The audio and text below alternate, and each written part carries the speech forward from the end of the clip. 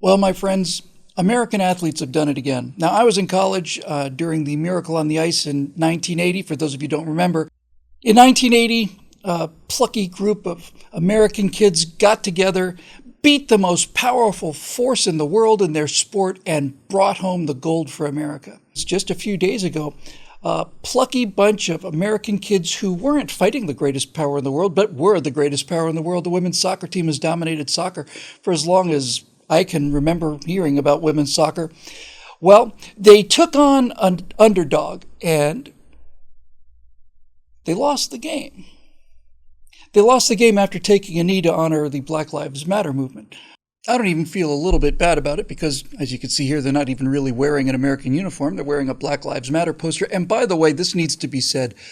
God bless those three women who are standing in the middle of all this. This isn't just something that they're doing now. They have to stand up to the rest of this team and Megan and all the rest of them on a daily basis. So you three ladies in the middle, God bless you. Welcome home. And I'm sorry you lost. But for the rest of you, I'm just tickled pink. I'm tickled more pink than the color of her hair. But the dominant Americans, the Soviets of the 1980 team, went onto the field full of power and glory and got themselves whipped. And here's the miracle. America cheered itself for us, cheered itself in a way I don't even think I saw back in 1980. You see, it's so much easier to win a gold medal against overwhelming odds and have your country cheer you than it is to do what these ladies did, which is go out onto a field as the overwhelming favorite, lose, and have the country cheer you. Don't you see how much harder that is? It really is a case of achieving the impossible because the U.S. women's soccer team has managed to get hundreds of millions of American patriots to root against the American team. Now, that's an achievement that I think is unparalleled in Olympic history. I don't think I can ever remember hearing of a case not only where American athletes were generating so much rage and anger that the entire country wanted them to lose. I'm not aware of any time in history that any team for any country has gone to the Olympics and made their home country proud by losing in a humiliating fashion. Megan Rapinoe and the rest of you on the American women's soccer team, you have achieved a kind of Olympic immortality. You have managed to take the country's flag to the Olympics, lose, and make your country unbelievably, immeasurably, unspeakably pleased about it. Congratulations, Megan, and the rest of you. I know this might come as a bit of surprise to you. I suspect a lot of reality comes as a bit of surprise to you. Let's not forget, of course, that Megan Rapinoe and the rest of the American soccer team that won the World Cup, just dominated the game, as I said, for practically a decade or more.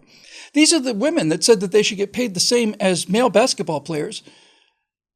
And they lost to, I can't remember if it was a junior college team or a junior high school team, but they lost to a bunch of 15-year-old boys, I guess, so probably junior high, in a scrimmage match they had. But they want to get paid the same as everybody else because of the patriarchy and all the rest of the evils inherent in the American system, which is why they stomp on the flag and take a knee and disrespect the flag. And that's great. So just a short little message today for all of you, but specifically for the women's soccer team and all of the fans of the women's soccer team. It's a simple message, really. I think even a progressive can understand this.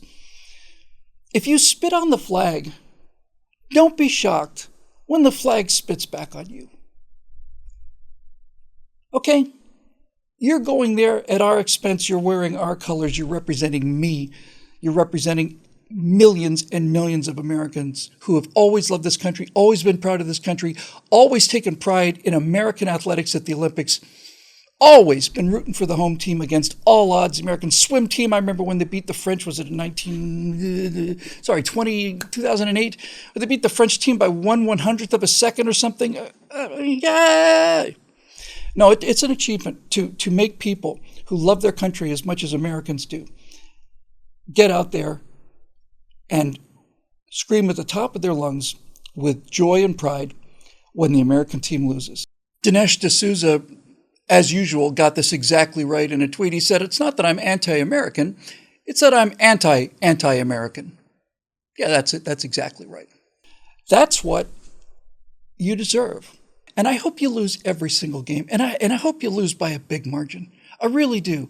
I hope that Venezuela or Bermuda, I hope that Bermuda beats you 15-0, which they tell me is a large victory in soccer, although in football that's 2.5 minutes. I hope they just whip you to death. I hope they beat the living snot out of all of you. And the good news in this is not just that. The good news in this is that an American team lost a game and the country cheered. That's actually really good news. Because it's yet another example, as if another example were needed, that Americans don't want this.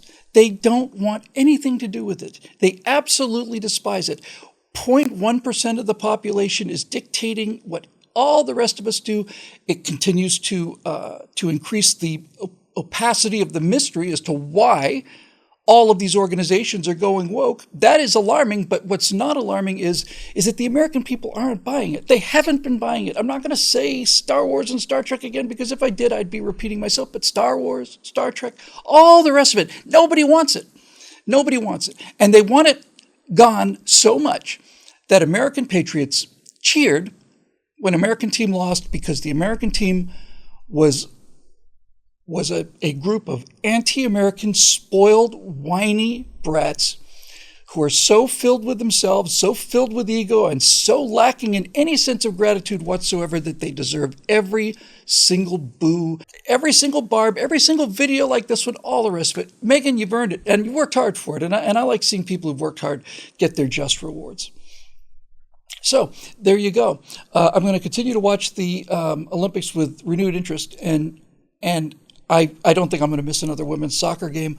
I never thought that sentence would come out of my mouth, but there's a lot of things about late July 2021 that utterly mystify me, and I find myself saying things that I never thought would come out of my mouth pretty much on a daily basis now.